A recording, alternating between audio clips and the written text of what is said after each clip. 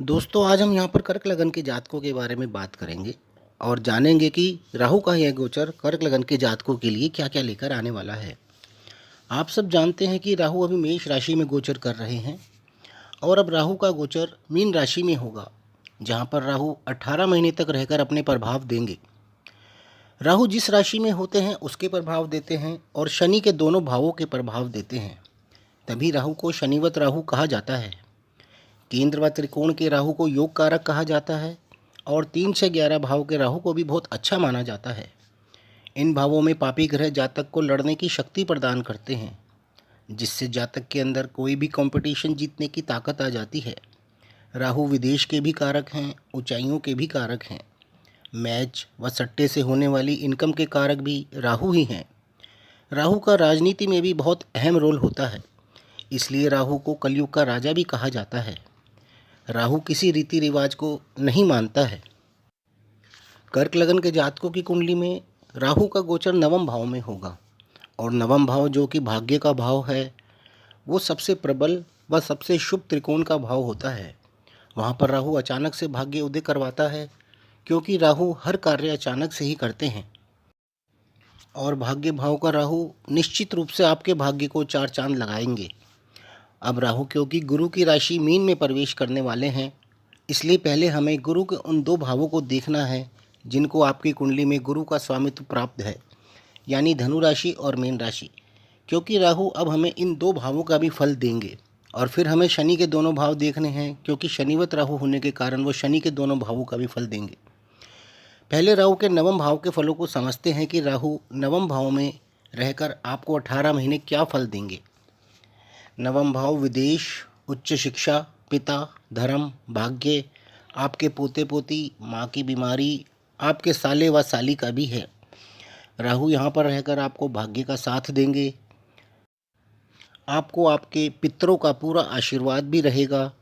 आपके पिता से आपको पूरा लाभ व सहायता मिलेगी। आपके पिता से यदि आपके संबंध खराब चल रहे थे तो उनमें भी सुधार होगा। नवम भाव विदेश का भी है और राहु स्वयं विदेश के कारक भी हैं तथा ऑनलाइन चीज़ों के भी कारक हैं। इस समय में आपके विदेशी दौरे भी हो सकते हैं या विदेशी कंपनी से कोई ऑनलाइन बिजनेस या कोई जॉब हो सकती है। आप अपनी हायर एजुकेशन के लिए भी विदेश जा सकते हैं। राहु किसी भी कार्य को साम दाम दंड भेद से किसी भी तरह से करवा लेते हैं और आपसे कोई कार्य करवा कर ही छोड़ते हैं। राहु इन 18 महीनों में नवम भाव के अलावा आपको छठे भाव के भी फल देंगे। छठा भाव आपकी जॉब, मुकदमे, लड़ाई झगड़े, आपके दुश्मन, कंपटीशन, आपकी बीमारी, कर्जे, मामा मौसी तथा आपकी इम्यूनिटी पावर का भी है। छठे भाव का पाप ग्रह बहुत अच्छा फल देते हैं, लड़ने की शक्ति देते हैं, जैसे कोई युद्ध लड़कर जीत हासिल की जाती है। इसी प्रकार आप कंपटीशन क्लियर करके अपनी जॉब या कोई पद हासिल करेंगे। आप यदि लीडर हैं या कोई इलेक्शन लड़ना चाह रहे हैं तो उसमें भी आप जीत हासिल करेंगे। यदि आप किसी भी प्रकार की बीमारी से परेशान हैं तो उससे भी लड़कर उसे मात दे देंगे। आपके कार्य क्षेत्र में अपनी मेहनत द्वारा अपने कार्यों को इंटरनेशनल लेवल तक पहुंचा सकते हैं, क्योंकि छठा भाव आपको इंटरनेशनल लेवल तक लेकर जाता है। आप अपनी जॉब में अपनी मेहनत द्वारा अपने कार्य का लोहा मनवा सकते हैं। आप पर चल रहे मुकदमों पर भी आप विजय प्राप्त कर सकते हैं। आपके दुश्मन आपके सामने सरेंडर करेंगे या आपसे कंप्रोमाइज़ करेंगे। आप इस समय में अपने लोन्स भी ख़त्म कर देंगे, जो किसी कारण से काफ़ी समय से आपको परेशान कर रहे थे। आपके ननिहाल पक्ष से भी आपको काफ़ी सपोर्ट रहेगा। 30 अक्टूबर 2023 से 18 मई 2025 तक का यह समय आपको बहुत लाभ देने वाला है। अब शनि के दोनों भावों के बारे में जानते हैं। शनि आपकी कुंडली में सप्तम व अष्टम भाव के स्वामी हैं। सप्तम भाव कार्यक्षेत्र का है, विदेश का है, विवाह का है, आपके एक्स्ट्रा मैरिटल अफेयर्स का भी है, आपके जीवन साथी या बिजनेस पार्टनर का भी है। दोस्तों आप सब जानते हैं कि राहु विवाह के भी कारक हैं। राहु जब विवाह देते हैं तो चट मंगनी और पट ब्याह होता है, यानी इस समय में अविवाहित लोगों के विवाह होने के बहुत ज़्यादा चांसेस रहेंगे। आप यदि विवाहित हैं तो आपका यह समय बहुत रोमांटिक रह सकता है। इस समय में आपके किसी दूसरी स्त्री से संबंध भी हो सकते हैं। यह भाव विदेश का भी है।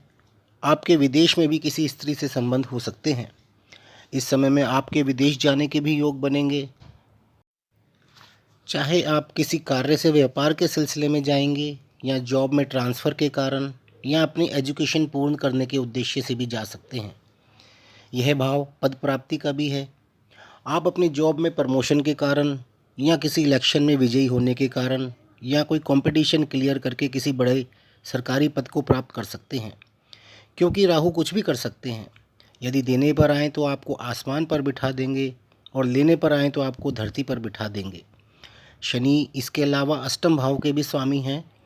अष्टम भाव से हम गुप्त कार्य, गुप्त रोग, छुपी हुई चीज़ें, गुप्त शत्रु, आपके स्पाउस की सेविंग व धन, रिसर्च से रिलेटेड कार्य, किसी कार्य में बाधा, पुश्तैनी प्रॉपर्टी, आपकी ससुराल, आपकी आयु तथा ज़मीन के नीचे होने वाले कार्य देखते हैं।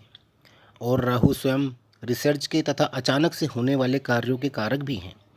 तो निश्चित ही राहु नवम भाव में बैठकर आपको अचानक से लाभ ही कराएंगे।